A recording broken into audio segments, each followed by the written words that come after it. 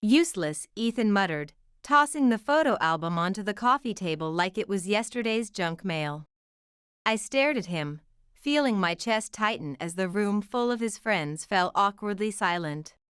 "What's this supposed to be?" he said, gesturing dismissively at the handmade album I'd spent weeks creating, carefully selecting photos from our 5 years together.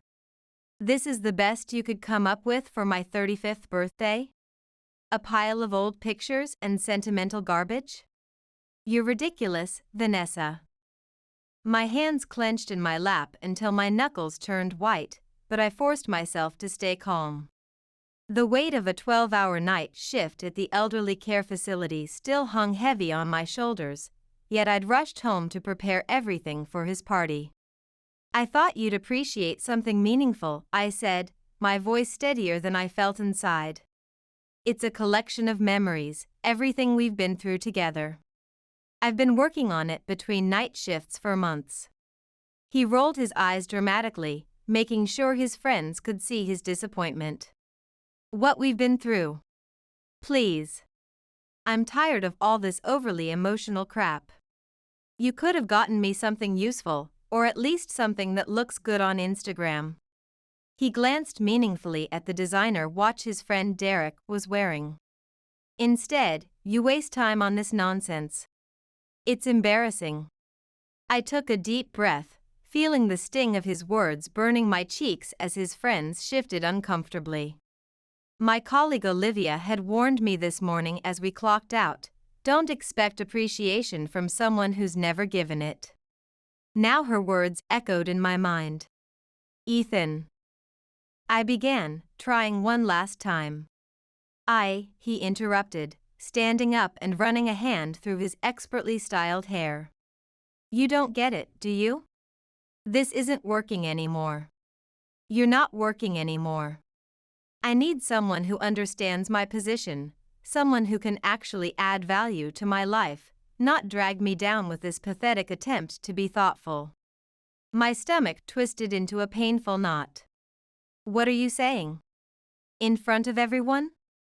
He smirked, crossing his arms across his chest, the gold cufflinks on his shirt catching the light. "I'm leaving you, Vanessa. I've met someone else. Amber. She's 23, exciting, and she actually knows how to have fun and make me look good. Unlike you, who smells like hand sanitizer and old people half the time." His words hit me like a physical blow, but I refused to let him or his watching friends see the impact. 5 years of marriage reduced to this public humiliation. "And you think this is the right way to tell me?" I asked, my voice trembling but steady. "After I put my heart into this, after I came straight from a night shift to prepare your party?" He laughed, a cold, dismissive sound that bounced off the expensive furniture we'd bought with my careful savings. "Your heart? That's the problem, Vanessa. You're all heart and no substance. I deserve more than some caregiver with sensible shoes and a boring investment portfolio." I sat there in silence for a moment, his cruel words echoing in my head, and then, to my own surprise, I started to laugh. It wasn't a bitter laugh or a forced one, it was genuine, loud, and it cut through the tension in the room like a knife. "What's so funny?" Ethan asked, narrowing his eyes, his confidence wavering for the first time. I stood up, still laughing, and reached for the album. "You don't even know what you're walking away from," I said, flipping to the back page where I'd hidden the documents. "What are you talking about?" he asked, suspicion creeping into his voice as his friends watched with undisguised interest. I pulled out the folded deed tucked into the final page and held it up. "This. The deed to a lakeside property I bought. My grandmother left me an inheritance that I've been quietly investing for years. I was going to surprise you tonight with plans for our future, but I guess that's off the table now." His jaw dropped. You bought lakefront property? On a nurse's aide salary?" I smiled sweetly, slipping the deed into my purse. "Looks like Amber won't be enjoying that view, will she?" And for the record, I'm a certified care specialist with 3 additional certifications. Not that you've ever bothered to understand what I actually do. Ethan's face twisted into something between disbelief and panic. For the first time all evening, he was at a loss for words. His friends exchanged glances, suddenly finding their drinks fascinating. "You bought property," he finally stammered, his smug confidence crumbling like a sand castle at high tide. "Since when do you make financial decisions like that? And where did you even get the money?" I tilted my head, my smile never wavering. "Since I realized I can't depend on you for anything meaningful, Ethan. While you were busy finding excitement with a 23-year-old fitness instructor, I was building our future. Did you know that elderly patients often share their financial wisdom when you actually listen to them? Mrs. Abernathy taught me everything about municipal bonds before she passed." He opened his mouth to retort but closed it again, his eyes darting to the album still lying on the coffee table. It was as if he were trying to figure out how this opportunity had slipped through his manicured fingers. "You're overreacting," he said finally, though his voice lacked conviction. "This doesn't change anything. Amber and you?" I cut him off, shaking my head. "Ethan, I don't care. Take her, take your exciting life, and get out of mine. You've made it abundantly clear where I stand while I've been working night shifts caring for people who actually appreciate compassion and intelligence." I walked out of the living room and into the bedroom we once shared, the sound of Ethan's sputtering excuses following me as I packed an overnight bag. I could hear him pacing in the hallway, probably trying to figure out how to salvage both his ego and his financial prospects without admitting he'd completely miscalculated. I paused for a moment, staring at the photos on the dresser, wedding pictures, trips we'd taken, moments that once seemed so full of promise. They felt like artifacts from a stranger's life, one I'd been clinging to for far too long while ignoring the growing distance between us. By the time I returned to the living room, Ethan was standing by the door, his arms crossed in what I assumed was an attempt to look composed, though his right eye twitched nervously. Most of his friends had made hasty exits, leaving only Derek, who was pretending to be fascinated by something on his phone. "You're really just going to leave?" Ethan asked, his tone incredulous. "On my birthday?" "I am," I said simply, brushing past him. "Happy birthday. Consider this your gift, freedom from your boring, substantive wife." "This is ridiculous," he snapped, his designer watch glinting as he gestured wildly. "You're being petty, Vanessa. You'll regret this. Who's going to cover the mortgage payment next month?" I paused at the door, turning back to face him. "The house is in my name, Ethan. Always has been. Maybe check the paperwork sometime instead of just signing where the realtor points. And for the record, the mortgage was paid off last year. Another investment decision you were too busy to notice." With that, I stepped outside, the cool evening air washing over my face like a balm. I felt the weight of Ethan's expectations lift off my shoulders, 5 years of compromise and criticism falling away with each step. As I drove off in my practical but reliable sedan, the property deed safely tucked in my bag, I realized I wasn't leaving with just my belongings. I was leaving with something far more valuable, the clarity that I deserved better, and the financial independence to make it happen. Let Ethan have his fun with Amber. I was done playing the part of the invisible, underappreciated wife in his shallow, image-obsessed little game. I drove straight to Olivia's apartment. After 6 years as colleagues at Pinegrove Care Center, she was the only person I could think of who would truly understand what had just happened without judgment. When she opened the door, her dark hair pulled back in a messy bun, she took one look at me and frowned. "What did Mr. Real Estate Hotshot do this time?" she asked, immediately sensing something was wrong. "Can I come in?" I asked, my voice steady but exhausted.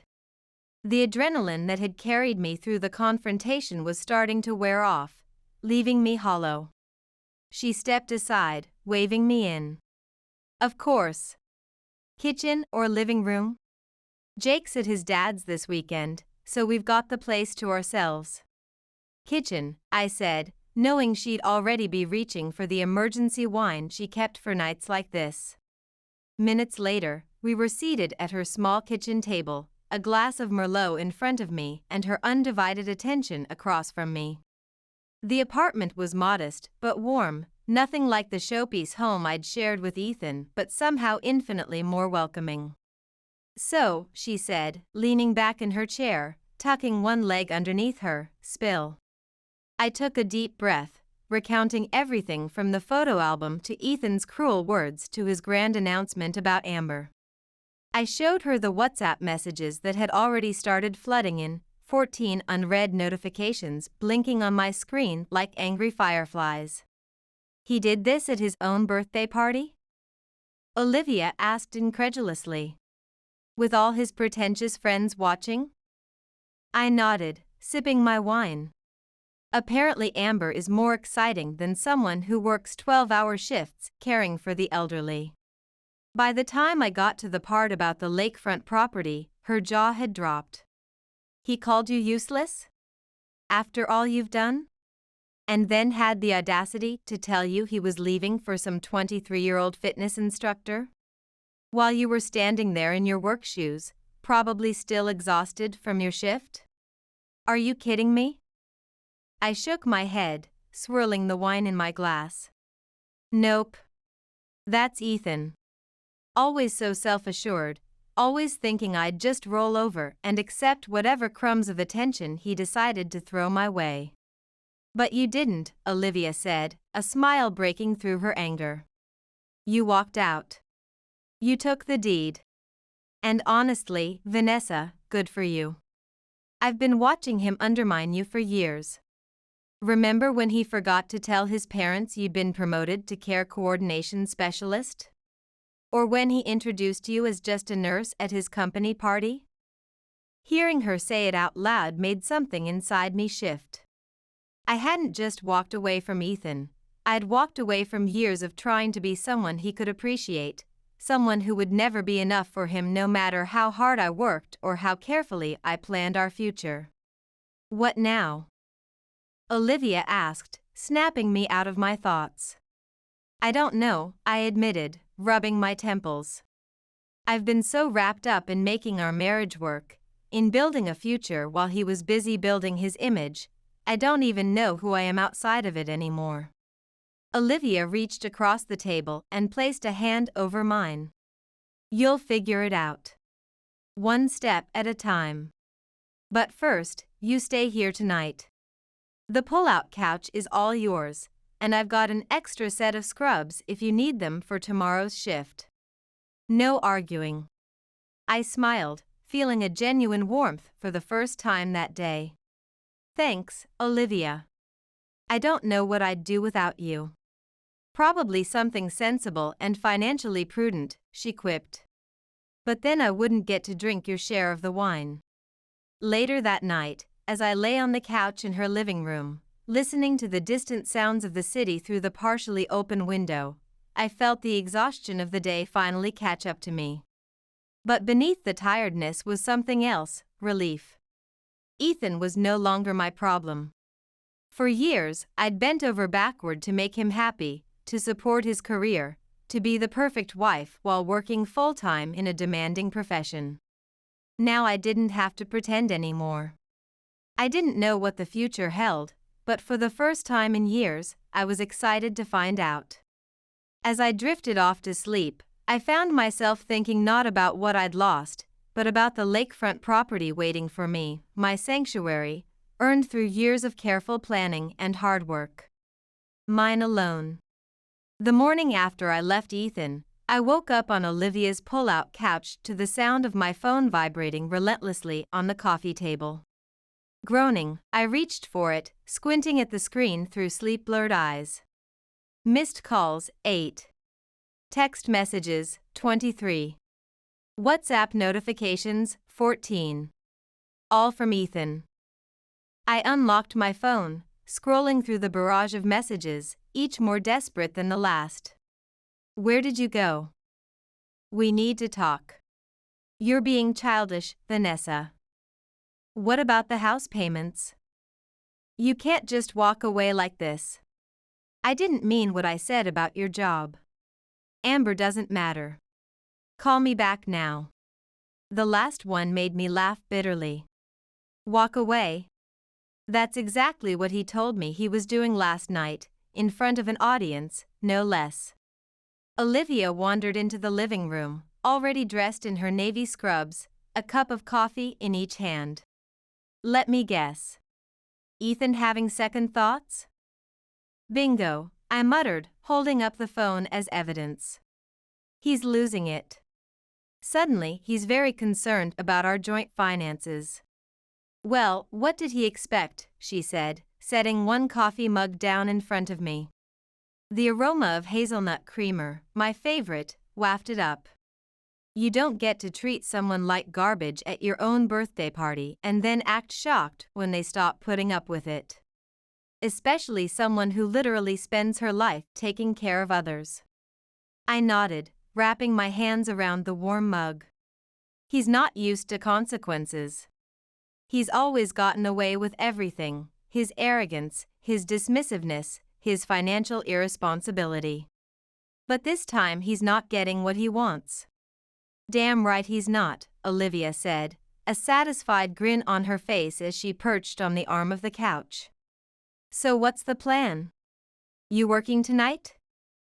No, I'm off for the next 2 days. I think I need to figure out my next steps. Later that day, as Olivia left for her shift, I received another text, but this one caught my attention. I'll come by the house this evening. We need to sort this out. I've sent Amber away. My house. He was still acting like it was his, like he had any right to come and go as he pleased. I thought about replying, telling him to stay away, but then I remembered something Olivia had said over breakfast. Let him stew in it for a while. Let him feel what it's like to be the one waiting for a response.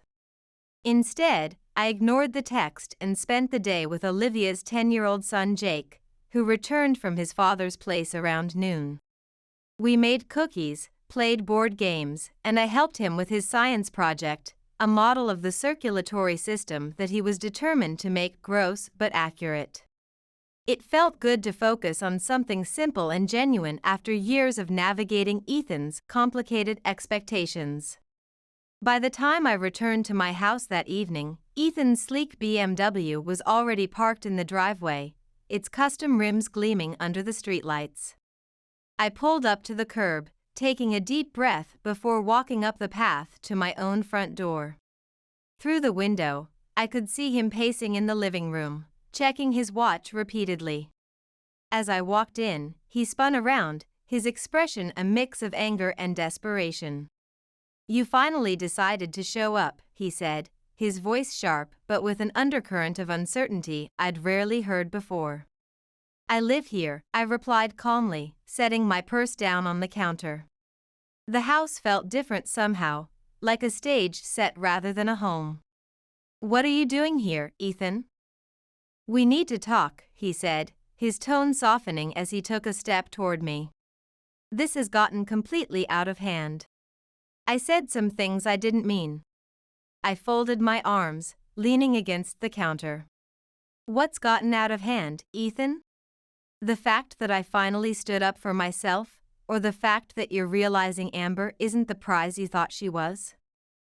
His jaw tightened, and for a moment I thought he might explode with that familiar temper, but instead he sat down on the couch we'd spent months choosing, running a hand through his hair. Look, I made a mistake, okay? I wasn't thinking clearly. The pressure at work, the development deal falling through, but we can fix this. Us, I mean. I shook my head, a bitter laugh escaping my lips. Fix this, Ethan? This isn't a broken faucet or a bad investment. This is years of you taking me for granted, dismissing my career, belittling my contributions, and expecting me to keep smiling through it all while working back-to-back shifts. "Vanessa," he started, but I cut him off. "No," I said firmly. "You don't get to decide when we fix things. You made your choice in front of all your friends. Now you can live with it." I grabbed my bag and walked upstairs to our bedroom, my bedroom now, leaving him sitting there in stunned silence. For the first time since I'd known him, Ethan Mitchell was experiencing something he couldn't charm or negotiate his way out of. The day after Ethan's attempted reconciliation, I packed his things methodically, sorting designer shirts from casual wear, placing his expensive cologne bottles in protective bubble wrap. The task felt cleansing somehow, like I was physically removing his presence from my life shelf by shelf, drawer by drawer. I left everything neatly in labeled boxes by the front door and called a locksmith. When the older man arrived, eyebrows raised at the pile of boxes, I simply said, "Fresh start," and he nodded with understanding that spoke of having seen this scenario many times before. By 3 o'clock, I had new keys in hand and a stronger sense of security than I'd felt in months. When Ethan returned that evening, looking smug as ever in his tailored suit, I met him on the porch with my arms crossed and a folder in hand. The confidence in his stride faltered slightly when he saw the boxes. "What's this?" he asked, glancing down at the papers I held, his cologne overpowering in the evening air.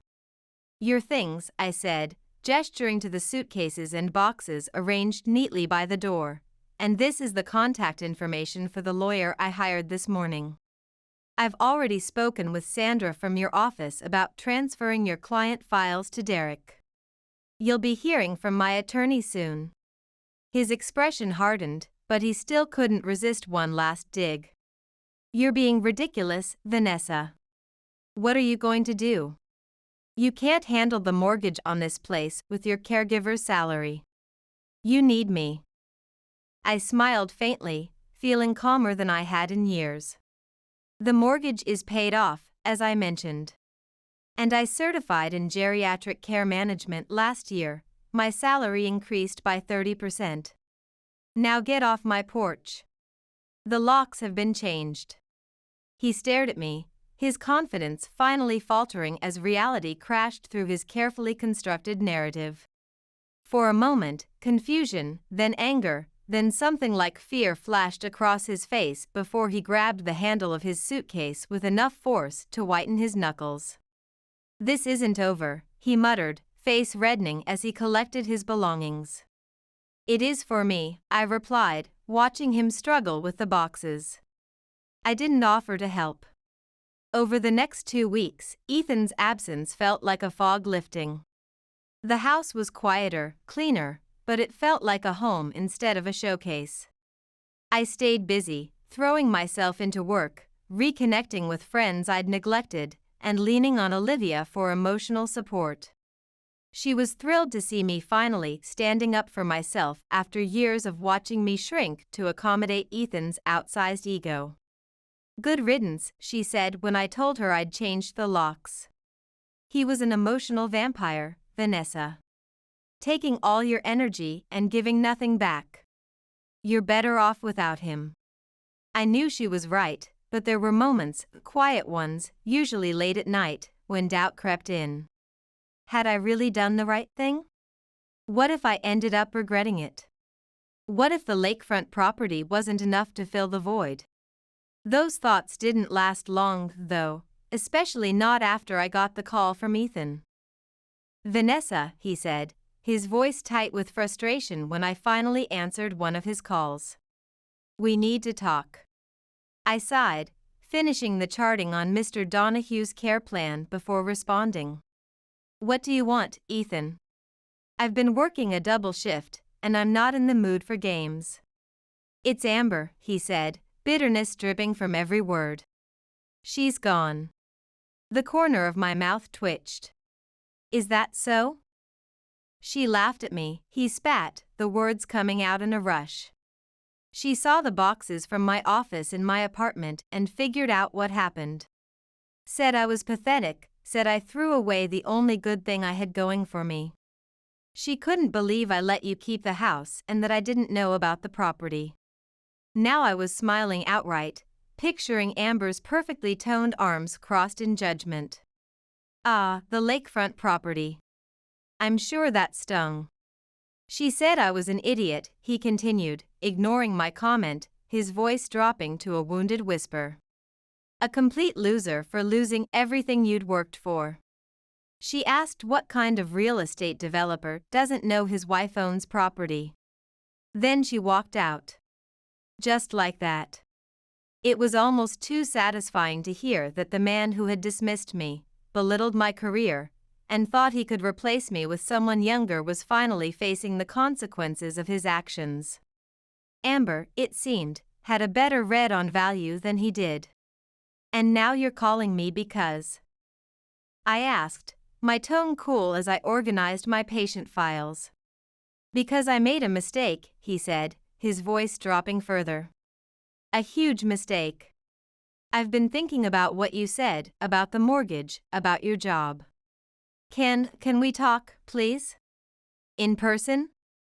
I pictured him in his rented apartment, surrounded by boxes, reality finally sinking in. I shook my head, even though he couldn't see me. No, Ethan. We have nothing to talk about. You made your choice. Now you can lie in it. Alone. Before he could respond, I hung up, letting the silence settle around me like a protective blanket. That night, as I sat on the couch with a cup of chamomile tea, reviewing care plans for my elderly patients, I felt a deep sense of relief. Ethan's life was unraveling, but for the first time in our relationship, it wasn't my problem to fix. I had my life back, my career was thriving, and I wasn't looking back at the woman who had accepted less than she deserved. The divorce process moved faster than I'd anticipated. My lawyer, a sharp-eyed woman named Melanie Donovan, helped me organize my finances, document everything, and ensure that I'd be protected. She seemed particularly satisfied when reviewing the property deed and mortgage documents. Care coordination specialists make excellent record keepers, she remarked with an approving nod. Most clients come in with a shoebox of crumpled receipts. You've given me everything I need in perfectly labeled folders. Now, as I sat in her downtown office, reviewing the finalized paperwork, I felt a strange mix of emotions, relief, closure, and a lingering twinge of disbelief that this chapter of my life was finally ending. Everything looks solid, Melanie said, flipping through the pages with practiced efficiency. Ethan doesn't have much leverage here, especially since he hasn't contested anything substantive. His lawyer made some noise about the lakefront property, but backed off when we produced the inheritance documentation and investment records. Frankly, I think he knows he's not in a position to fight you, especially after the text messages you provided. I nodded, a small smile tugging at my lips. I think he's finally realized I'm not the pushover he thought I was. She chuckled, adjusting her glasses. I'd say you've made that very clear. His lawyer practically deflated when I mentioned your certification history and salary progression. Apparently, Ethan had been painting quite a different picture. As I left her office that afternoon, stepping into the bright spring sunshine, a weight I hadn't realized I was carrying seemed to lift. The paperwork was filed, my finances were secure, and Ethan was officially out of my life, on paper and in reality. The timing couldn't have been more perfect.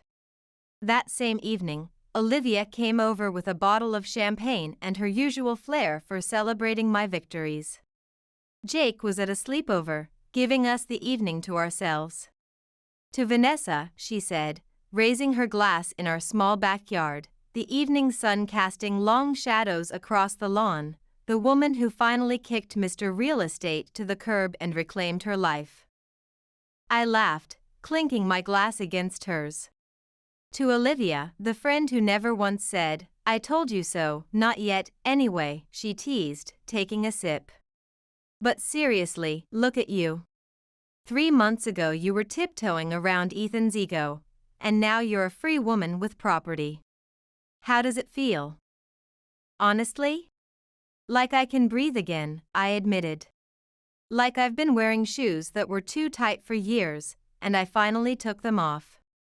As the night went on, we talked about everything: my plans for visiting the lakefront property that weekend, her latest dating misadventures, Jake's science fair victory, and, of course, Ethan's dramatic fall from grace. "So," Olivia said, leaning back in the patio chair with a smirk, "do you think he's still crying over Amber while living in that sad little apartment?" "Probably," I replied, grinning. "But it's not like he has much else going for him. No wife, no house, and I heard from Sandra at his office that the development deal fell through completely. The investors pulled out when they realized he'd misrepresented the zoning permits. Honestly, I almost feel bad for him." "Almost," Olivia said, laughing and refilling our glasses. That night, after Olivia left, I sat alone in the quiet of my home, wrapped in a soft throw blanket on the porch swing. I reflected on everything that had happened since that fateful birthday party. The old me, the one who bent over backward to keep Ethan happy, who worried endlessly about his approval, who scheduled her shifts around his social calendar, felt like a distant memory. This new version of myself, the one who could laugh at his downfall and find joy in reclaiming my life, was someone I was just getting to know, but I liked her. She was stronger than I'd imagined, more capable than Ethan had ever given her credit for. He had underestimated me, but I hadn't underestimated myself. As the crickets chirped in the garden I'd planted last summer, while Ethan complained about the dirt under my fingernails, I felt like I was exactly where I was meant to be. Sometimes the most valuable gift isn't what you receive, but what you reclaim. The weeks after the divorce was finalized were a whirlwind of change, but the chaos felt like mine to control. Without Ethan's shadow looming over every decision, I found myself rediscovering the pieces of me that had been buried under years of his criticism and demands. It wasn't just about rebuilding, it was about thriving on my own terms. One of the first things I did was visit the lakefront property. For so long, it had been this abstract symbol of hope, a promise of something better for our future, but now it was mine, completely untethered from Ethan or his superficial values. When I pulled up to the property, nestled against the backdrop of a serene lake and surrounded by towering pines, I felt a rush of pride warm my chest. I'd done this. I'd made this dream a reality, not for Ethan, not for us, but for me. Inside, the cabin was everything I'd imagined, cozy but spacious, with large windows that framed the picturesque view of the lake. The hardwood floors creaked pleasantly underfoot as I walked from room to room, mentally placing furniture and planning renovations. The kitchen needed updating, but the stone fireplace was perfect, exactly like the one Mrs. Abernathy had described in her childhood home before teaching me about municipal bonds. I spent the weekend there alone, unpacking boxes, arranging the few pieces of furniture I'd brought, and savoring the peace that came with knowing I no longer had to share this space with someone who didn't value what mattered to me. Olivia came to visit the following weekend, bringing Jake and her usual brand of contagious energy. "This place is amazing," she exclaimed, spinning in a slow circle in the living room while Jake immediately raced to explore the lakeshore. "How did you keep this a secret for so long?" "I don't know," I admitted, laughing as I watched Jake skip stones across the water's surface. "I think I wanted it to be perfect before I shared it with anyone, and honestly, part of me was afraid Ethan would find a way to ruin it, turn it into another investment property or demand we sell it for something more prestigious." "Well, it's perfect now," she said, plopping onto the window seat, "and you deserve every bit of it. Jake and I are claiming visiting rights, by the way. This is officially our summer escape." I smiled, feeling a warmth that had nothing to do with the sunlight streaming through the windows. For the first time in years, I felt like I truly deserved something good, something I'd earned through my own efforts. As the weeks turned into months, I started to fill my life with things I'd put on hold for too long. I took up photography again, spending hours capturing the beauty of the lake and the surrounding woods at different times of day. I joined a local book club, something Ethan had always scoffed at as a waste of time for bored housewives, and I started traveling, not for work, not to meet anyone's expectations, but simply because I wanted to see more of the world. I even took a weekend certification course in palliative care support, adding another specialization to my credentials. Each new experience felt like a small rebellion against the version of myself I'd been with Ethan, the careful, accommodating wife who shaped her interests around his approval. I wasn't just living, I was expanding into spaces I'd once been afraid to claim. One evening, as I sat on the deck of my lakefront property with a glass of wine in hand, watching the sunset paint the water in shades of gold and pink, I thought about the life I'd left behind. There was no anger anymore, no bitterness, just a quiet gratitude for the lessons I'd learned and the freedom I'd claimed for myself. My phone buzzed with a text from Olivia. Guess who I saw looking miserable at the grocery store? Hint, his hair wasn't perfectly styled and his shirt actually had a wrinkle. I smiled but didn't feel the need to respond immediately. Ethan's struggles no longer defined my happiness, and that was perhaps the most liberating realization of all. A few months after the divorce was finalized, life felt like it had finally settled into a new rhythm. The lakefront property became my sanctuary, a place where I could be alone with my thoughts or invite friends over to share the peace I'd found. Olivia and Jake visited often, usually bringing groceries for elaborate cookouts and stories about their latest adventures. "You've completely transformed, you know that?" Olivia said one evening as we sat by the fire pit overlooking the lake. Jake was inside, engrossed in a video game after spending the day swimming and hiking. I looked at her, raising an eyebrow. "Transformed how?" Olivia grinned, gesturing with her marshmallow skewer. The old Vanessa, she would have been fussing over whether the guest towels were perfectly folded, whether everyone had enough sunscreen, whether the food was impressive enough.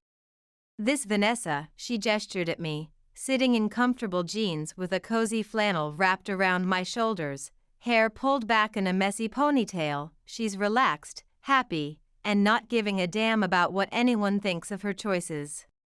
I laughed, poking at the fire.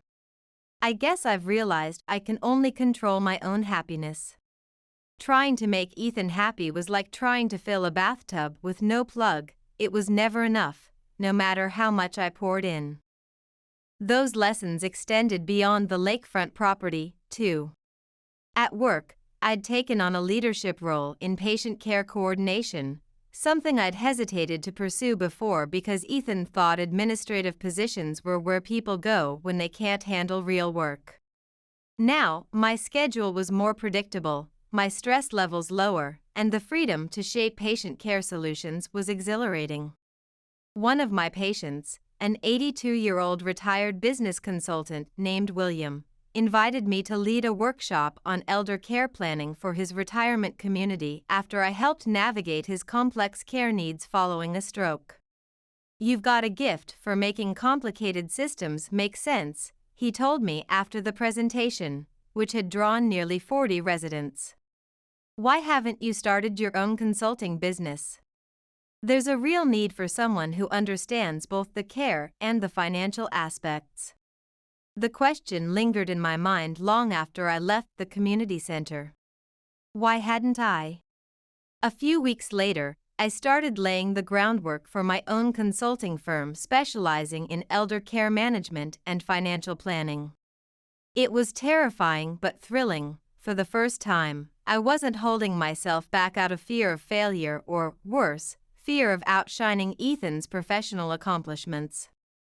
Olivia cheered me on every step of the way, even helping me brainstorm names for the business. "Second Bloom Care Consulting," she suggested one evening, her eyes sparkling with excitement as Jake nodded enthusiastically. Because you're helping people find new growth in their later years, and because you're blooming again yourself. I rolled my eyes at the sentimentality, but I couldn't help smiling. Second bloom it is. As I poured myself into building the business, working evening hours after my regular shifts, I felt a sense of purpose that had been missing for years. Every small win, a new client, positive feedback, a successfully navigated care transition, was a reminder of how far I'd come. And for every win, there was a quiet moment of gratitude for the strength I'd found, for the friends who'd supported me, and for the chance to rebuild my life on my own terms. One evening, as I sat on the deck with my laptop, finalizing a care plan for a new client with complex needs, my phone buzzed with a notification. It was a WhatsApp message from Ethan. "Can we talk? I miss what we had."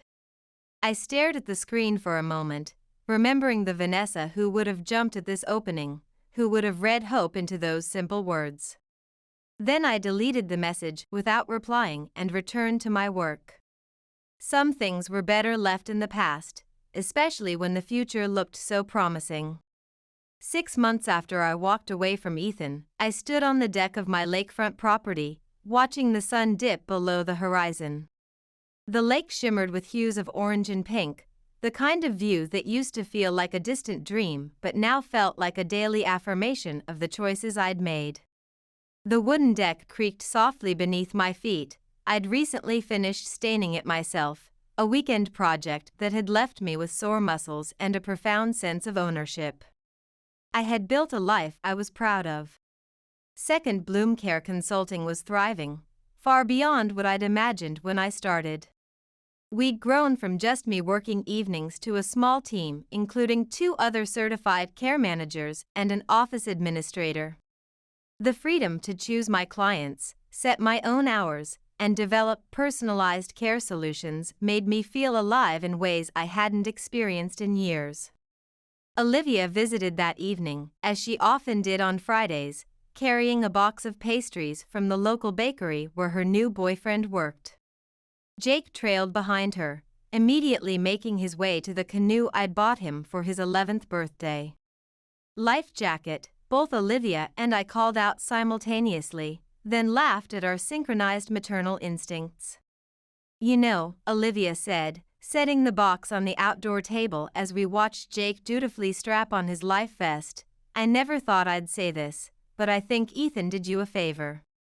I laughed, pouring us both a glass of lemonade from the pitcher I'd prepared. "You're not wrong. If he hadn't been such a jerk at his birthday party, I might still be stuck trying to make him happy while ignoring my own potential." She raised her glass. "To Ethan, the world's most clueless man, for accidentally setting you free." We clinked glasses, laughing, but her words stayed with me long after she and Jake left for home. I'd been so focused on moving forward that I hadn't stopped to reflect on just how much had changed. The timid version of myself who constantly sought Ethan's approval, who scheduled her life around his preferences, who downplayed her accomplishments to avoid threatening his ego, she felt like a stranger now. This new life wasn't just about escaping a bad marriage, it was about rediscovering who I was at my core, what I wanted from my career and relationships, and what truly made me happy. The answers I'd found were simpler than I'd imagined: meaningful work, genuine connections, quiet moments by the lake, and the freedom to make my own choices without constant judgment. As the stars began to dot the sky, I returned to the kitchen table where I'd left my notebook open. I'd been jotting down ideas for expanding Second Bloom, a workshop series for family caregivers, a partnership with local healthcare providers, potential office space in the downtown medical complex. Dreams that once would have seemed impossible now felt within reach. Later, as I closed the notebook and returned to the deck for one last look at the moonlight on the water, I realized something profound. I wasn't just free from Ethan's expectations, I was free from my own limiting beliefs, the ones that had kept me small and scared for so long. A month later, I received an email from the director of the Regional Elder Care Association. The subject line read, "Keynote Opportunity, Annual Conference." Curious, I opened it and scanned the message. They wanted me to speak at their upcoming conference about innovative approaches to elder care management, highlighting the success of Second Bloom's integrated financial and care planning model. For a moment, I hesitated. Public speaking had never been my strong suit. Ethan had often mocked me for fumbling over my words during care plan presentations, let alone something as formal as a keynote speech. But this time, his voice didn't matter. I hit reply and typed, "I'd be honored to participate. Please send the details so I can begin preparing." Creating the keynote became a new focus, and with encouragement from my team and Olivia, I poured my energy into crafting a presentation that felt authentic to my experiences and valuable to the audience. "Don't sugarcoat anything," Olivia advised as she helped me rehearse. "Tell them about the hard parts, the messy transitions, the family conflicts. That's what people need to hear, that it's complicated but manageable with the right support." And that's exactly what I did. The day of the conference arrived, and as I stood backstage waiting for my introduction, I felt a familiar mix of nerves and excitement. My new navy blazer felt professional yet comfortable, nothing like the restrictive designer outfits Ethan had insisted were appropriate for professional events. When the host introduced me as Vanessa Thorne, founder of Second Bloom Care Consulting and a pioneer in integrated elder care management, I walked onto the stage to enthusiastic applause. Taking a deep breath, I began. "My name is Vanessa, and a year ago, I never would have imagined standing here. Back then, my life revolved around trying to meet the expectations of someone who didn't see my true value. I was a certified care specialist who downplayed her expertise at home. But today, I'm here because I chose to believe in that expertise, to build something meaningful with it." As I spoke, sharing the story of how Second Bloom was born from both professional experience and personal transformation, I noticed people in the audience leaning forward, nodding in recognition. Healthcare professionals, administrators, family caregivers, they were connecting with the human story behind the professional journey. After the speech, several attendees approached me to share their own stories of career transitions and personal growth. "You inspired me today," one woman said, a care coordinator from a rural hospital. "Thank you for reminding me that our expertise has value beyond what others might recognize." Her words stayed with me as I drove back to the lakefront property that evening, windows down, feeling the spring air against my skin. Every mile felt like further confirmation that I was on the right path. That night, as I sat on the deck with a simple dinner and a glass of wine, I thought about everything that had led me here, the public humiliation, the painful revelations, the difficult decisions. It had all been part of a necessary journey. Ethan was a distant memory now, his texts and calls long since blocked, his attempts at reconciliation ignored. I no longer needed validation from him or anyone else who couldn't see my worth. I had built a life I loved, one conscious choice at a time, and it was just getting started. This was my story now, written in my own hand, one meaningful page at a time. My name is Kate, 45 years old. I work for a candy manufacturing company. Through an introduction from a friend, I married Tom, who works for a multinational company. We've been married for 6 years. We don't have kids, and live just the two of us. Today, my mother-in-law, Mary, invited us out. "Let's have a family dinner for a change." We came to an upscale restaurant. "I don't want to dine with poor strangers," Mary said, looking straight at me, as we were shown to our seats. "What do you mean by strangers?" "Of course, I'm talking about you." "Then, who are these people?" I glanced at a woman I didn't know and a little boy who looked about kindergarten age sitting nearby. Who? Their family. What? Mom, calm down. You need to explain properly. Oh, you're right. Silly me. Mary. The strange woman casually called Mary by her first name, while Tom gently patted the boy's head. She is Tom's girlfriend, Mary announced. Nice to meet you. I'm Ellie. And this is my son, David. Hello. What a polite boy. Just what I'd expect from my grandson. Grandson. I'm sorry to tell you, but he is Ellie's and my child. Tom said. Tom, you've been cheating on me. So what? Having one or two mistresses is normal, isn't it? Tom earns enough. I can't understand this. It's not normal. Well, someone like you who grew up poor wouldn't understand. Hey Mom, stop calling her Pooh over and over in a place like this. Tom laughed mockingly with Mary. It's true my family was poor. I went to public schools from elementary through high school and studied hard to get into a state university. My college life was consumed with studying, assignments, and part-time jobs, leaving no room for fun. After landing a job at a major candy company, I worked tirelessly to support my family, sending money home every month. By my late 30s, I had finally paid off my student loans, but by then, most of my friends were married and building happy families. What should I do with my life now? I met Tom through an acquaintance during that time of confusion. I worked so much that I realized I was almost 40, he said. We bonded over our similar situations and got married. Tom said he didn't need kids, just someone he could feel at peace with. But now, this man smirking in front of me feels like a stranger. I'm hungry. David, are you hungry? You've been such a good boy.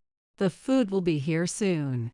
Mary looked delighted, doting on her first grandchild. Suddenly, my eyes met Ellie's. She gave me a smug smile, taunting me. Hey, how long are you going to just stand there? Tom teased. I told you this was a family dinner. That's right. Outsiders should leave. Tom plans to divorce me and marry Ellie. Soon I'll no longer be part of this family. Dad, who's this lady? The child pointed at me. Huh, she's just a friend of mine. She'll be leaving soon. Don't worry, David. David doesn't shy away from strangers. Ellie chimed in. I see. He's just like Tom when he was little.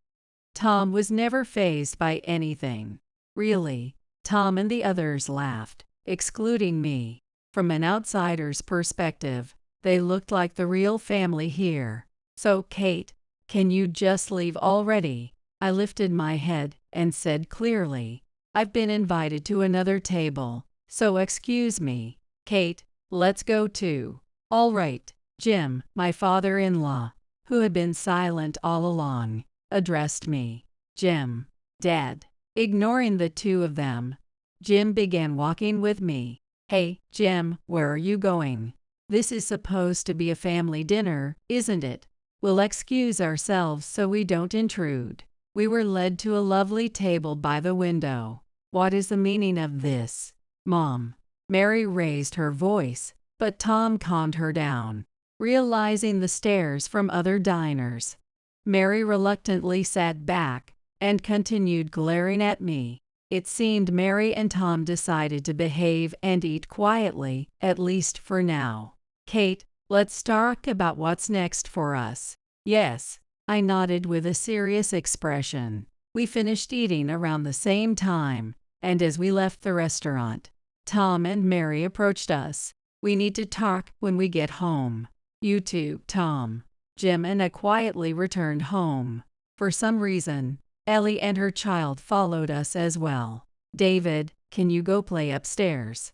Okay. After sending her child upstairs, Mary immediately cornered Jim. Why are you siding with Kate? I'm just doing what any decent person would do. This isn't what we discussed. His actions were completely unexpected to Mary. She had probably assumed that Jim would side with her and help drive me out. But Jim, unlike the two of them, was a reasonable man. "Are you two out of your minds? What? Instead of scolding your son for cheating, you're teaming up to push Kate out. Mary, have you no conscience? And Tom, you said you didn't even want kids, yet you cheated right after getting married. What exactly are you trying to accomplish?" "Dad, listen to me. I have my reasons." "All right, let's hear it then." "Dad, you'll understand. Being married makes work easier." "In what way?" "Small talk with clients, discussing family life. When you're single, people freeze up, unsure of what to say." Tom desperately tried to justify himself to Jim. "So I just went along with the arranged marriage with Kate. I didn't dislike her, and she seemed convenient enough for marriage." Convenient. I couldn't hold back, and asked him again, unsatisfied with his choice of words. "Yay, quiet and manageable. Someone who could take care of the house and wouldn't demand money. What's not to love?" "So when you said you liked that I worked, this is what you meant. With both of us working, there's no risk of overspending." Realizing the true reason Tom had chosen me, I felt deeply hurt. "You wouldn't call me a spendthrift, would you?" Ellie clung to Tom's arm. "You gave me David, so of course not." "Good." Ellie glanced at me briefly. "That sounded like you're saying women have no value unless they have kids. Are you okay with that, Ellie?" "Middle-aged women should stay quiet." "You sound jealous, and it's so embarrassing." "Don't compare Ellie to you." I clenched my fists to keep my anger in check. "So I married this woman, thinking I could focus entirely on work and having fun without worrying about the house. Then Mom started nagging about wanting grandchildren." "Oh, my apologies," Mary jokingly replied to Tom's flippant remark. "I never thought I'd end up married to someone who was 40 years old." I felt devastated, thinking I'd never get to have grandchildren. "I understand how much you wanted grandkids, Mom. It was tough for me too. Why didn't you say anything about it?" "If I had known, then maybe." "Maybe what?" "You'd suddenly decide to have kids, Kate. At your age. Be realistic." It felt like a direct slap, as if he was saying I could never do it. It hurt deeply. Even so, I would have appreciated a single word about it as your wife. I'm not one to waste time on pointless conversations. Tom's cold gaze cut through me like a knife. "And then, when Ellie got pregnant, I thought, this is perfect." I introduced her to Mom, and she got even more excited about it than I did. "Grandchildren, Tom. Grandchildren." How could I not be thrilled? Mary's enthusiasm was met with a glare from Jim. Jim looked at Mary, disbelief etched on his face, as if he couldn't fathom how she could accept Tom's outrageous actions. "So you and Mary decided to push Kate out of the picture," and my feelings naturally shifted towards Ellie, who was carrying my child. When I consulted Mom, she said, "Then just get rid of Kate. Tom, you're over 40. How much longer are you going to rely on your mom for advice?" Tom needed me. It's only natural for a parent to want to help their child. It's like you've created the ultimate mama's boy and doting parent combo. Well, that's exactly what happened. Jim pinched the bridge of his nose, clearly exasperated. "Hey, don't talk about Mary and Tom that way." Ellie suddenly jumped into the conversation. She stood there as if defending Tom and Mary was the most righteous thing she could do. "Ellie, I'm fine, thank you." Mary treated me like I was some sort of villain, taking Ellie's hand weakly. "All I ever wanted was grandchildren." "Am I not even allowed to wish for that?" "Of course you are. Everyone has the right to live their life as they please." How ironic, coming from someone who had an affair and even had a child from it. That's such a shallow thing to say. Is it so wrong to live freely as you want? Only if it doesn't come at the cost of others. That's the key, really. Kate doesn't have kids. She's working, and divorcing her wouldn't really be an issue, would it? Ellie tilted her head, as if genuinely clueless about why this was a problem. A child raised by someone like you is what's truly sad. How can you say something so cruel? Tom pulled Ellie into his arms. I started questioning whether I was truly married to this man.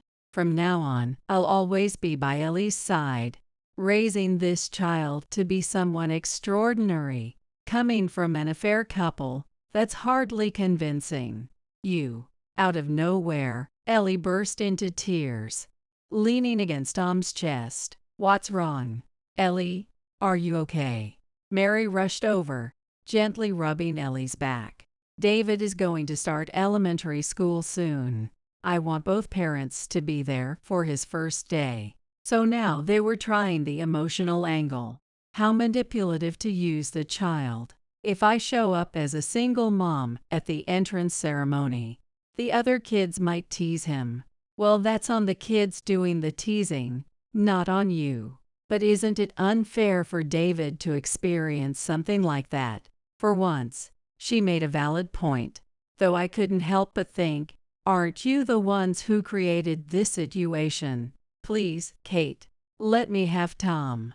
She grasped my hand, pleading with me. This is the perfect timing. And I wanted Dad for the kids before they grow up. You can't just ask me for that. Even if you disagrees, I'm marrying Ellie. Tom pulled Ellie away from me as he made his declaration. That's right. Kate, you don't have a choice in this. Raising kids costs a lot, and I can't do it alone. Please, understand, you don't have to ask someone like her. Kate can manage on her own, but Ellie needs us. Tom, Mary. Ellie clung to them, crying. I would never abandon Ellie and David, no matter what. So, stop crying. Kate, you wouldn't be so cold-hearted as to turn your back on Ellie and her child, would you? Mary's words left me silent. Jim, say something? Didn't you always say you'd love to have grandkids? Mary turned to Jim for support. He crossed his arms, deep in thought. Kate, I know this is hard for you, but wouldn't it be nice for us to finally have grandkids to brag about? Doesn't that make you happy? It might not happen right away, but over time, Dad will forget about Kate. You don't have to feel guilty about this. I couldn't help but want to shout. You have no right to say that. Mary and Tom were desperate to pull Jim to their side, but Jim had been on mine all along. I'm not siding with you two. What? But Jim, you agreed with us at first. You've been deceiving us. From the moment you told me about this, I had already made my decision. I pretended to cooperate, but I was sending information to Kate. Jim, did you think I'd blindly support you just because you're my son? I want to be a man of integrity. Watching you two makes my skin crawl. That's going too far. Neither of them wanted to accept that Jim was truly on my side. They both grabbed his arms, but Jim shook them off forcefully, even brushing off his arms as if removing dirt. Don't touch me, Jim. When you planned to bring Ellie and her child to the family dinner, you laughed about turning away anyone who wasn't family, didn't you? Well, yes. That's why I decided I'm not your family anymore. I arranged for a separate table. Mary quickly tried to correct herself. Jim, you're my family. Jim quietly shook his head and pulled a piece of paper from his bag. We can't be family anymore. Mary took the paper. This. Signed the divorce papers. Jim handed her the divorce application. What are you thinking? Divorce, all of a sudden. I've been considering it ever since you started spiraling out of control. No, gray divorce is humiliating. How could I face anyone? I can't stay with someone as despicable as you any longer. I can't understand this. Mary screamed with all her might, collapsing into tears. If Jim leaves me, how am I supposed to go on? You have Tom. He agreed and helped with this plan, so he won't abandon you. Right, Tom? Yes, of course. It's hard for me too. After all these years with Mary, I have feelings for her. Then why? Even so, I can't forgive this, bringing a mistress and her child to shame Kate, mocking her as poor, and declaring she isn't family. It's inexcusable. I'm sorry, I promise it won't happen again. But you're fine with Tom's remarriage, aren't you? Give me a break. Actually, I can't agree with remarriage either. What?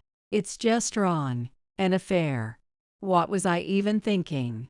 Mary said to me, looking apologetic, I'm truly sorry. I realize now that Kate is the only wife Tom should have. What?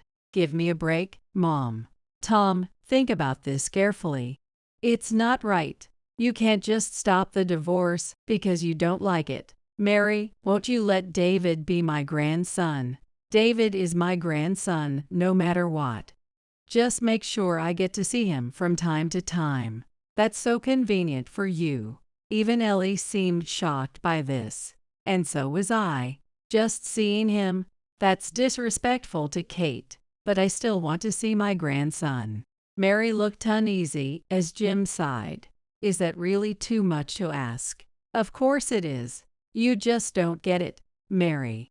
I'm sorry, but please don't go through with the divorce. My decision hasn't changed. Jim picked up a pen nearby and signed the divorce papers. Oh no, I'll leave this with Mary. Once you've signed, pass it along. I'm so sorry. Is apologizing to me enough? Mary looked at me with frightened eyes and muttered an apology in a barely audible voice. I'm sorry. I have no intention of forgiving you, Mary. Live the rest of your life feeling the weight of your actions. Yes, how could you say that to her? So cruel. She just wanted a grandchild, didn't she? She'll regret today for the rest of her life. Mom, don't worry. Come live with us. What? For a moment, Ellie's voice betrayed her displeasure. Mom was on our side. Of course, that's fine, right? Yes. Ellie forced a fake smile to cover her true feelings.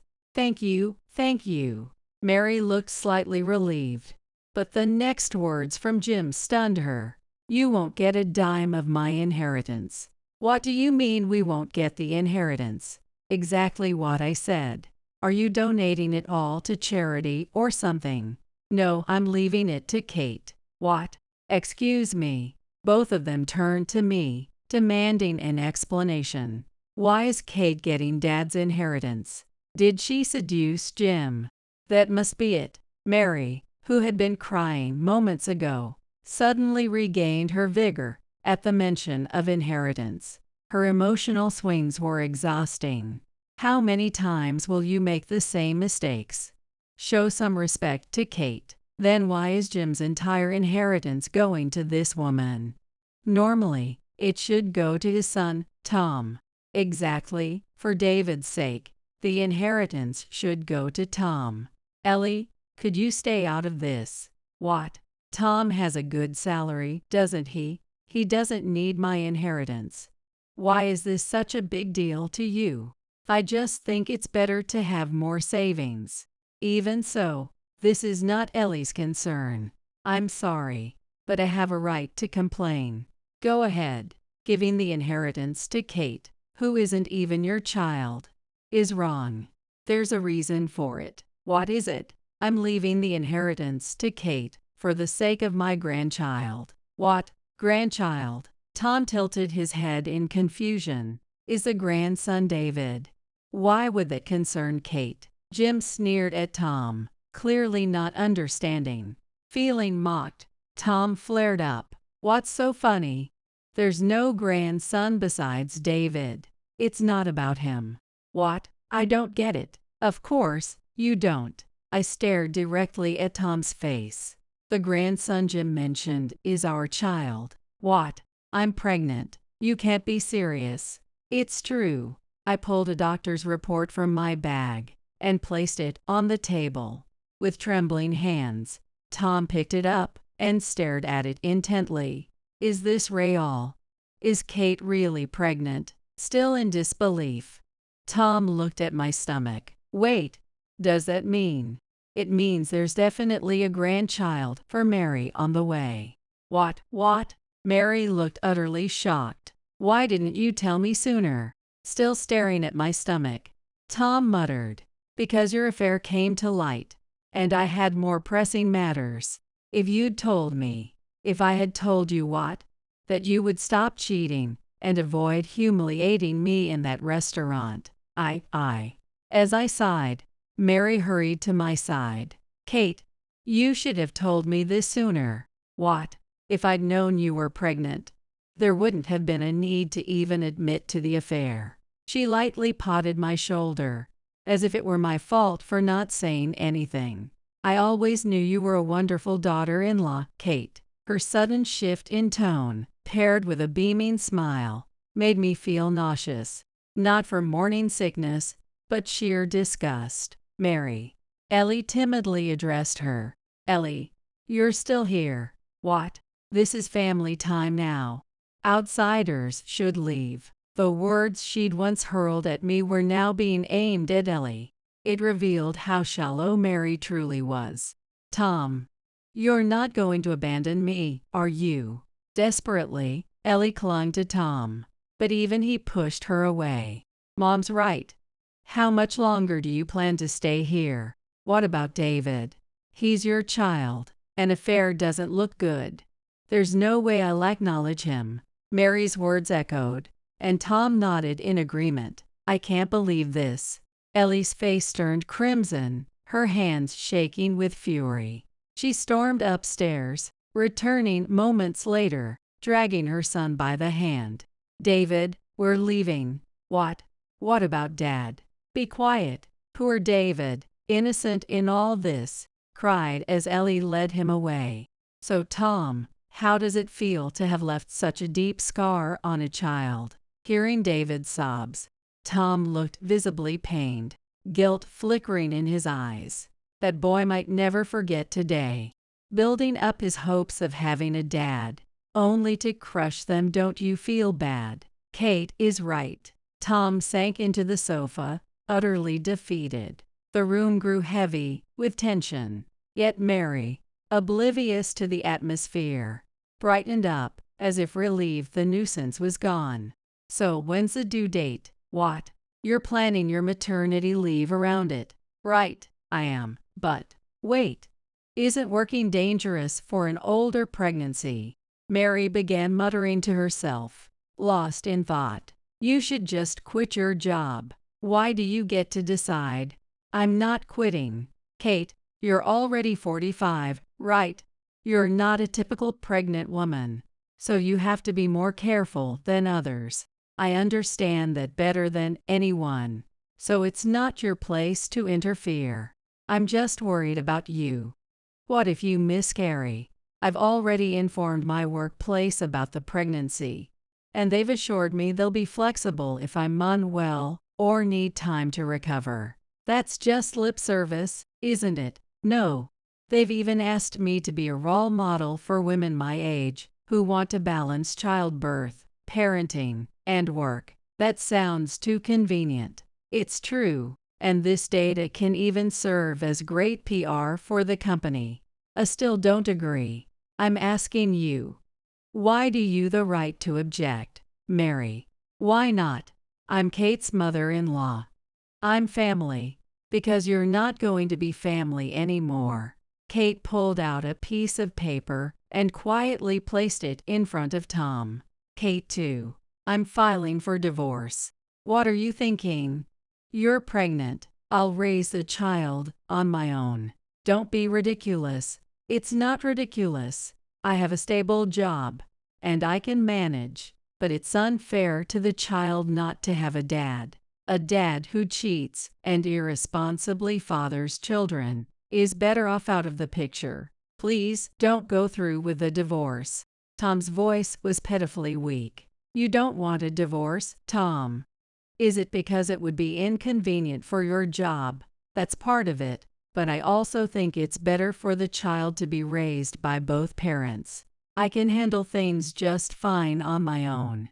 I swear I'll never cheat again, and I'll take care of the family. Please give me another chance. Please, Kate.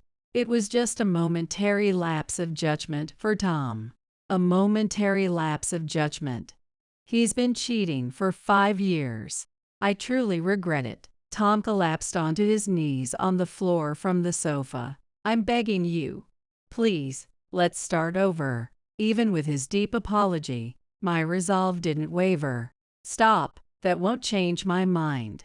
Kate, you should be more worried about yourself. What? I debated whether to tell you, but I'll say it out of pity. Tom looked up. Kate knew what she was about to say would crush him further.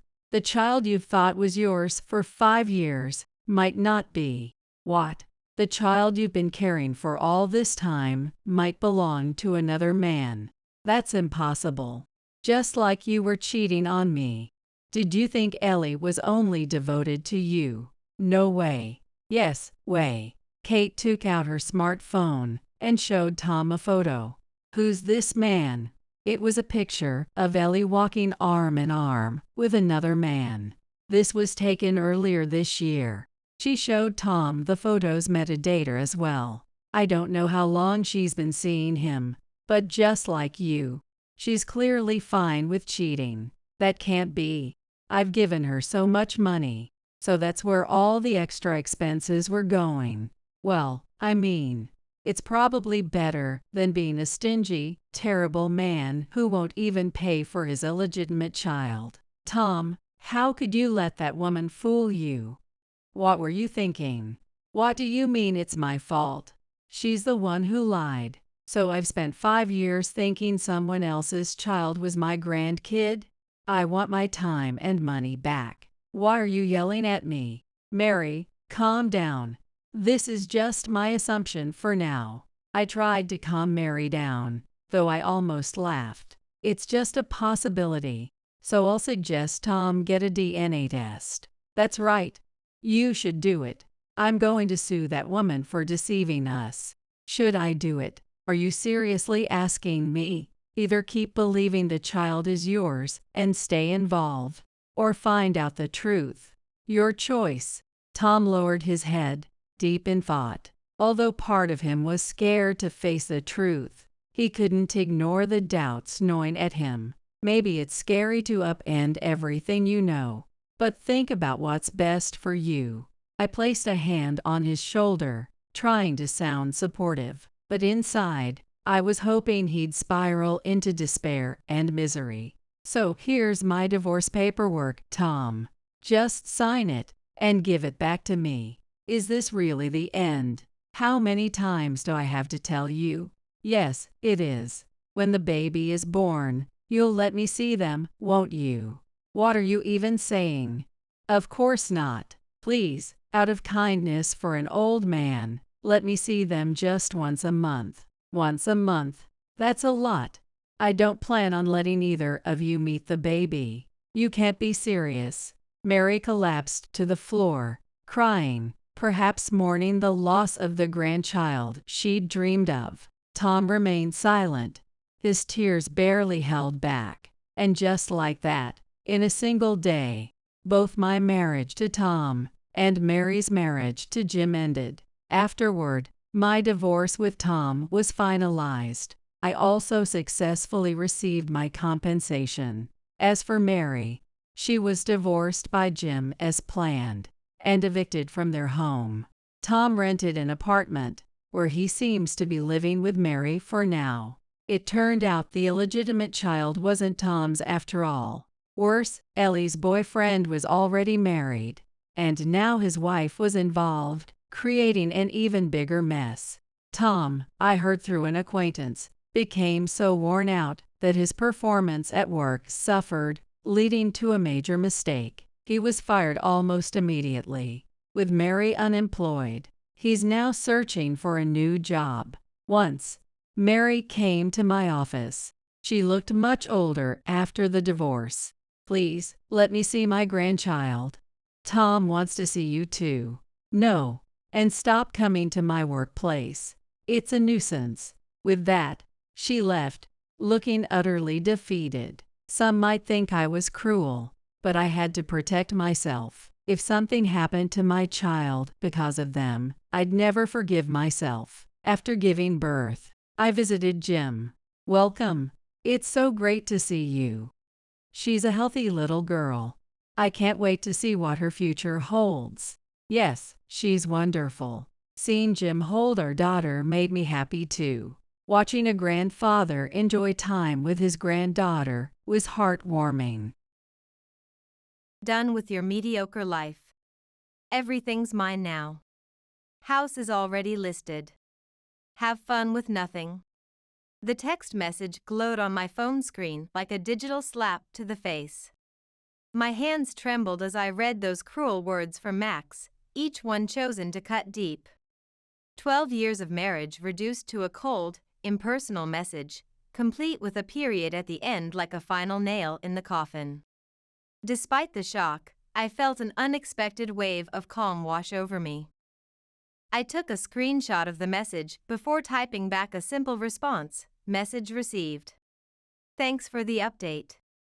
My name is Catherine Bennett Kate to everyone except my soon-to-be ex-husband Maxwell Crawford, who always insisted on using my full name, probably because it made him feel more in control. At 36, I'm an interior designer who's built a growing reputation in high-end residential projects, though Max always dismissed it as my cute little decorating business. Looking back, the signs of his betrayal were everywhere: the late-night client meetings, the hushed phone calls that ended abruptly when I entered the room, the way he'd quickly close his laptop whenever I walked by. But what Max never realized was that I wasn't as naive as he assumed. 6 months ago, I noticed something off while checking our online banking. Large sums were being transferred to accounts I didn't recognize. When I casually mentioned it during dinner, Max brushed it off as investment diversification. That's when I knew I needed to protect myself. I might have looked like the perfect supportive wife on Instagram, where Max loved to post about our power couple lifestyle, but behind the scenes, I was preparing for war. I started documenting everything: screenshots of suspicious transactions, recordings of those mysterious phone calls, timestamps of his late meetings at his investment firm when the office lights were clearly dark as I drove past. I opened a separate bank account and gradually moved my design fee payments there. I consulted with Victoria Pearson, Vicky to her friends, my best friend since college and now one of the top divorce attorneys in Boston.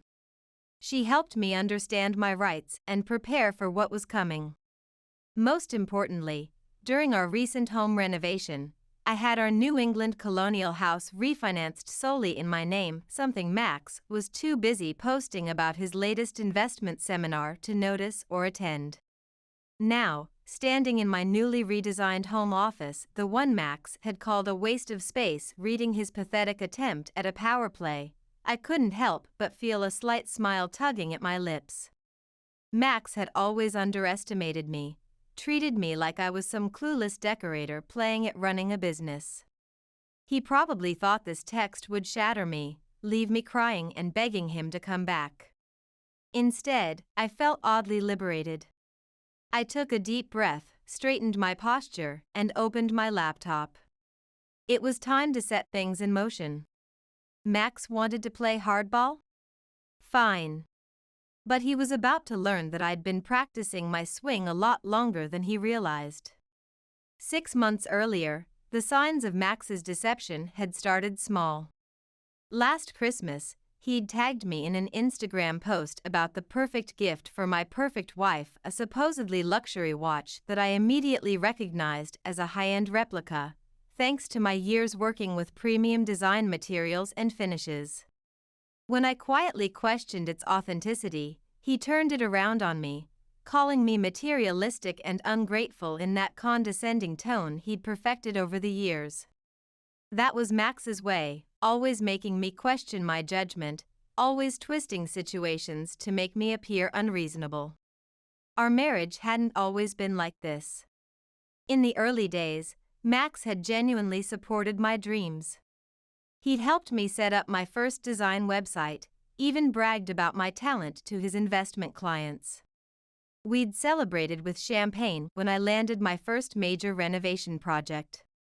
But as my business grew and my Instagram following expanded, something changed in him.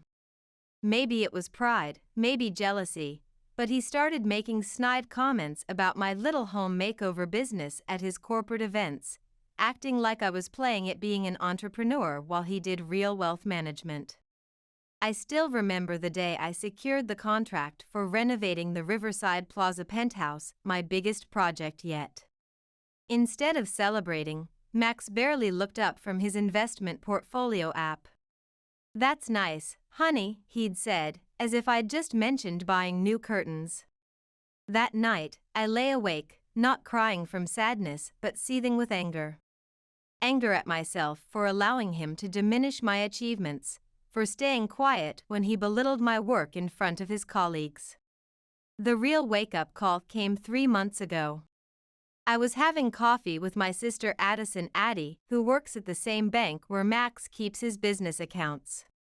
She hesitated before showing me her phone with a banking app open. "Kate," she'd said, gripping my hand across the table, "I've noticed some concerning patterns. Large withdrawals, suspicious transfers. I think he's planning something.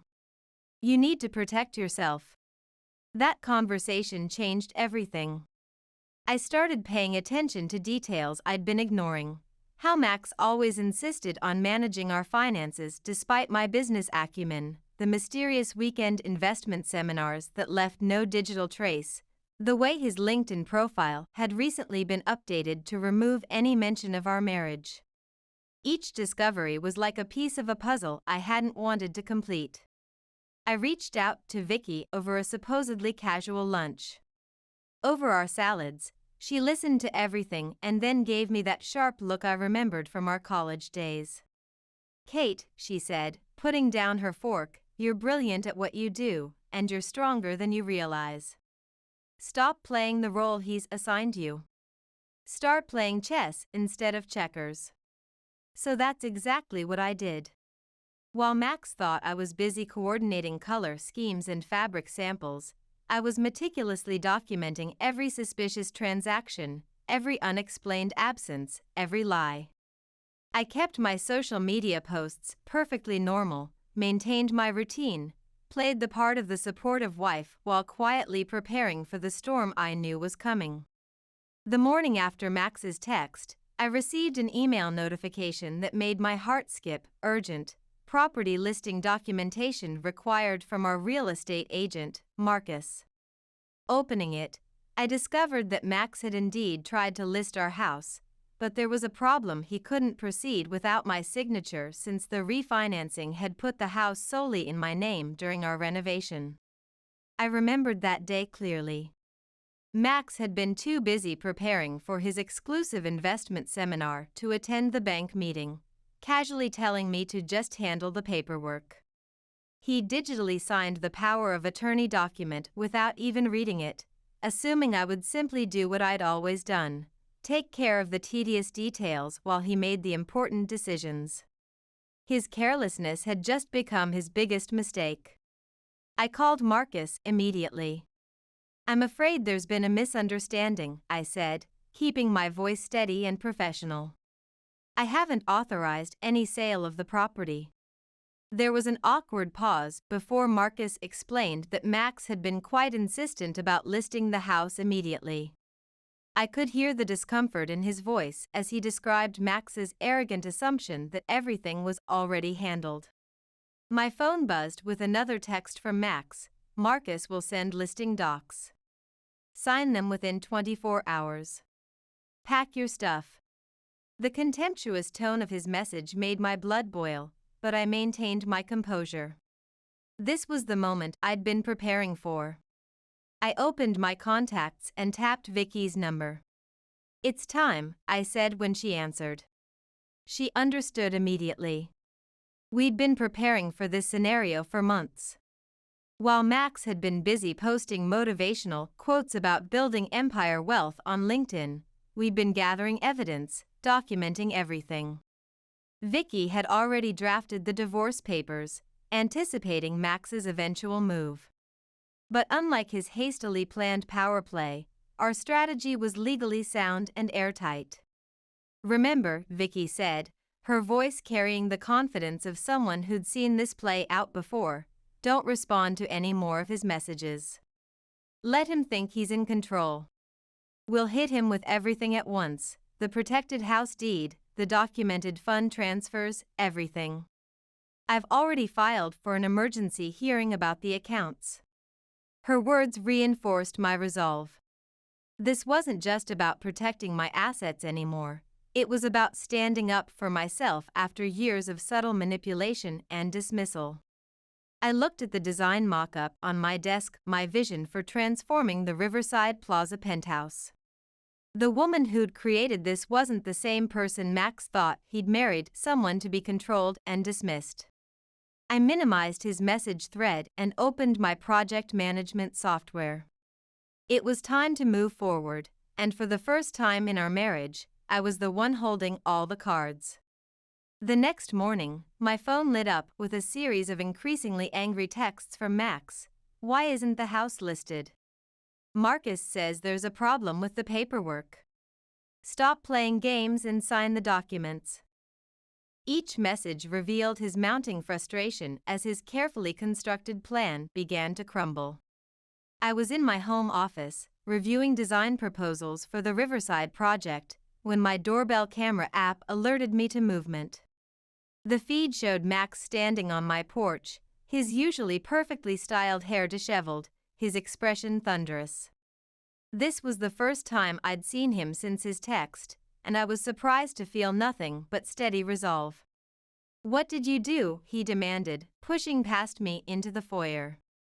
"Marcus says I can't sell without your signature, but that's impossible. I handled all our finances." I crossed my arms, standing my ground in the space I'd redesigned to reflect my own taste, not his preferred sterile modernism. "Did you? Like you handled my business accounts? The ones you've been secretly transferring money from?" His face paled slightly before he caught himself. "Those were strategic investments for our future. You wouldn't understand. You just play with paint swatches all day." "Actually, I understand perfectly," I replied, walking to my desk and pulling out a folder. "I understand that you've been siphoning money from our joint accounts. I understand that you tried to sell a house that's only in my name, and I understand that you thought I was too stupid to notice any of it."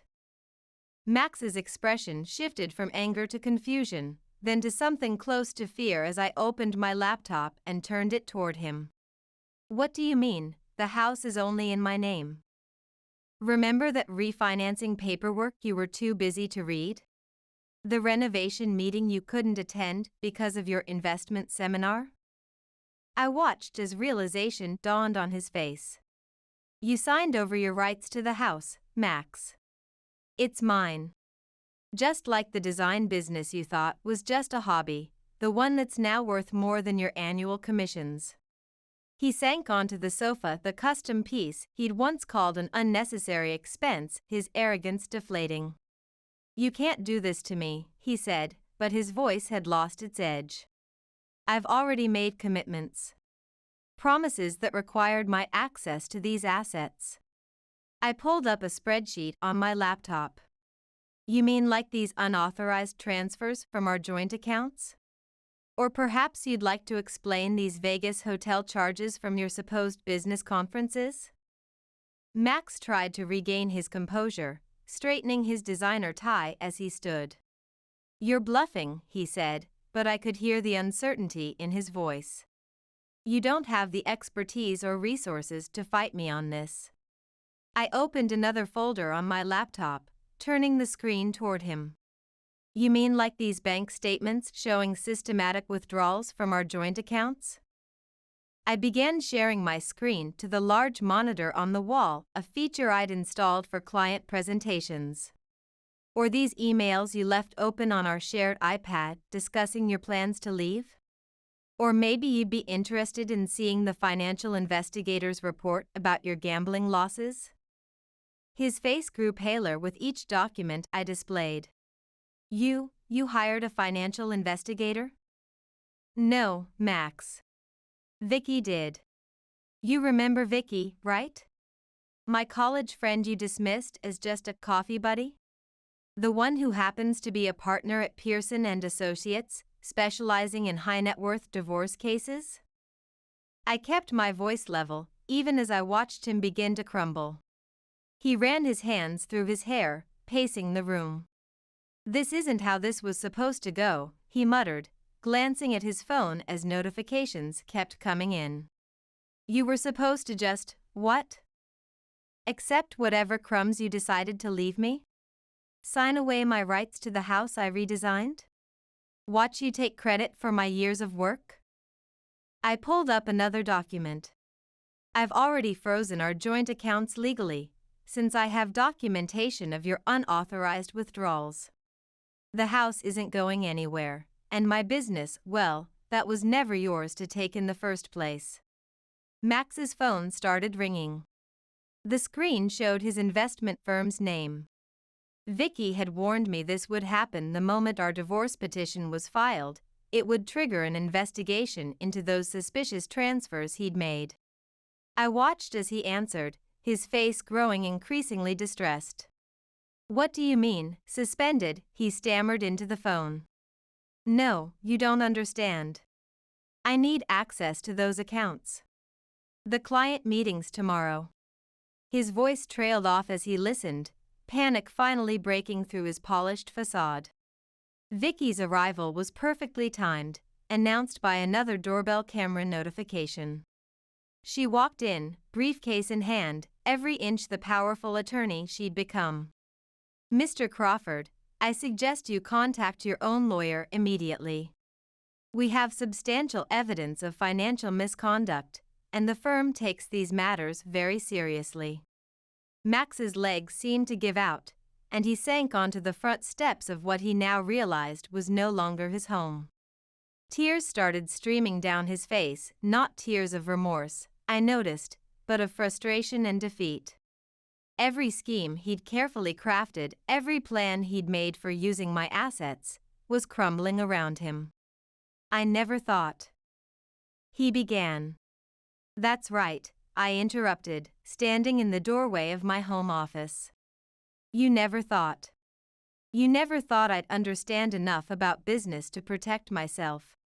You never thought I'd be smart enough to track your manipulation. You never thought I'd be strong enough to stand up to you.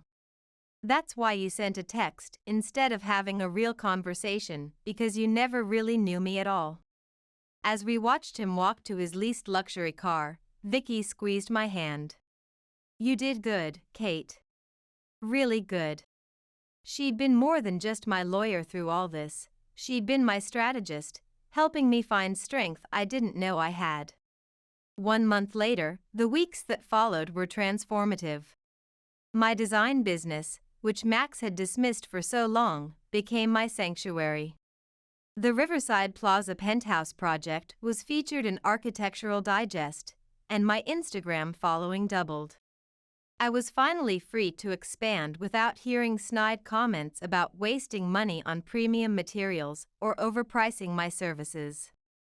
Vicky kept me updated on the legal proceedings. Max had hired an aggressive attorney, but it didn't matter, we had documented everything meticulously. The judge was particularly interested in the digital trail of his financial misconduct. Those strategic investments he'd been making? They turned out to be gambling losses in Vegas and attempts to hide money in cryptocurrency accounts I wasn't supposed to find.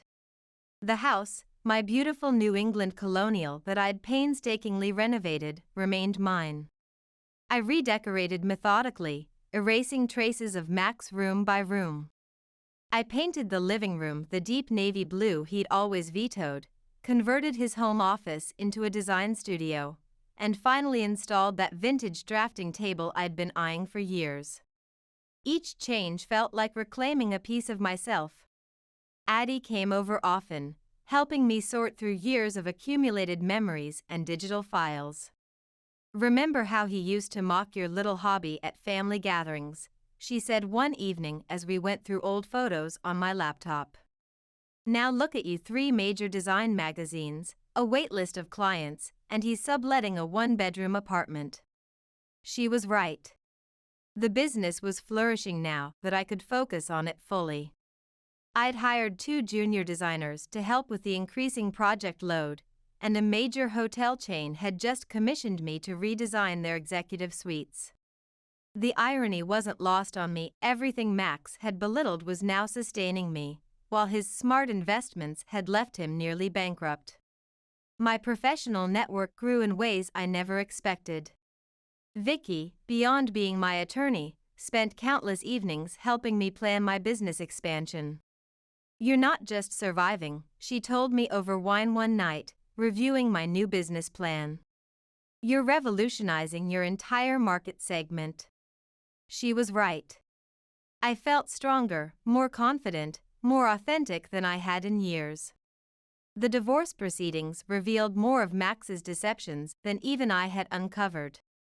The bank's investigation found that he'd been losing significant sums in high-risk cryptocurrency trades for years, hiding the losses, and hoping to cover them with the money he'd planned to get from selling my house.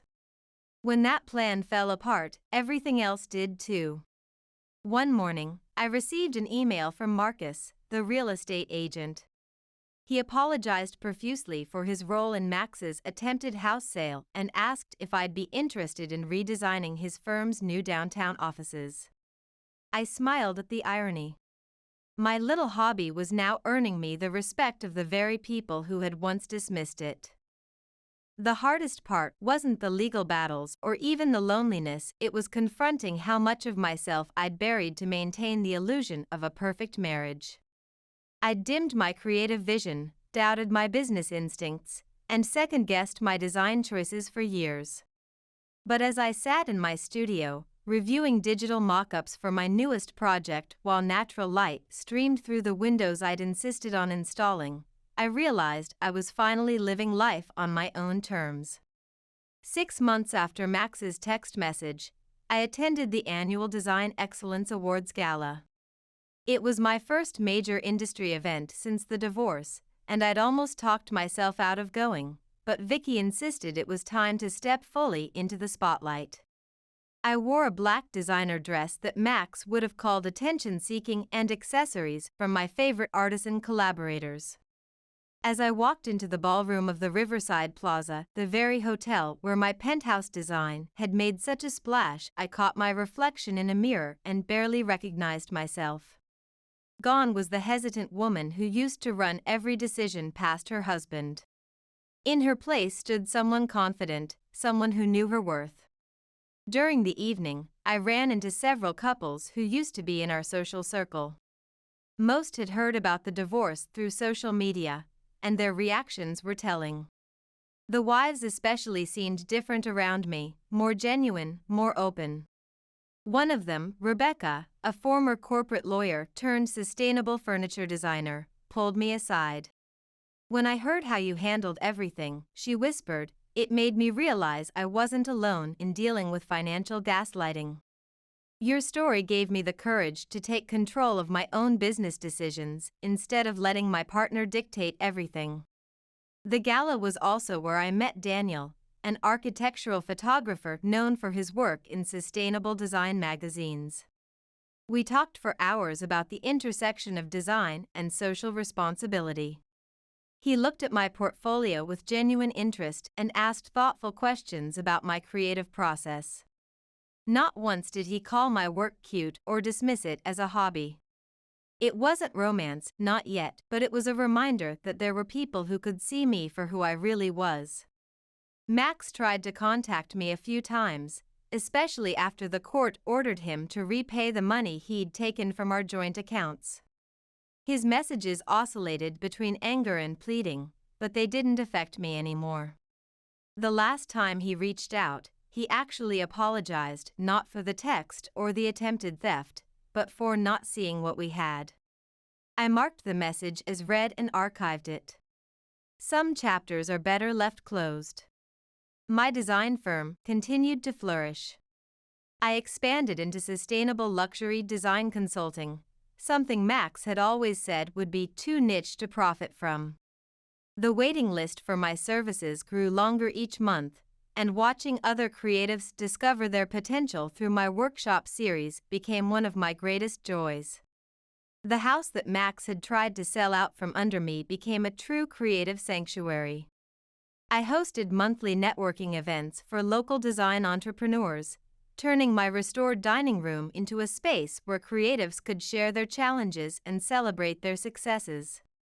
The room that once echoed with Max's dismissive comments about impractical design choices now resonated with inspiration and encouragement.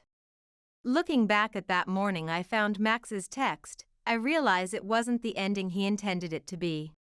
It was a beginning. The woman who stood trembling in that home office, reading his cruel digital message, could never have imagined how much stronger she would become. Every tear I shed, every night I spent documenting financial records, every moment of doubt and fear, they all led me to where I am now. My design firm has expanded beyond anything I could have dreamed. We're now handling international projects, and I've been featured in several major design publications. The little hobby that Max scorned now employs a team of 12 and has a 6-month waiting list for new clients. But more than the business success, I'm proud of the woman I've become. The other day, I found that text message from Max in my archived folder. Reading those angry words, "Done with your mediocre life," made me laugh out loud. My life is anything but mediocre now. I'm traveling to design shows across the country, mentoring emerging designers, and building a community I never knew I needed.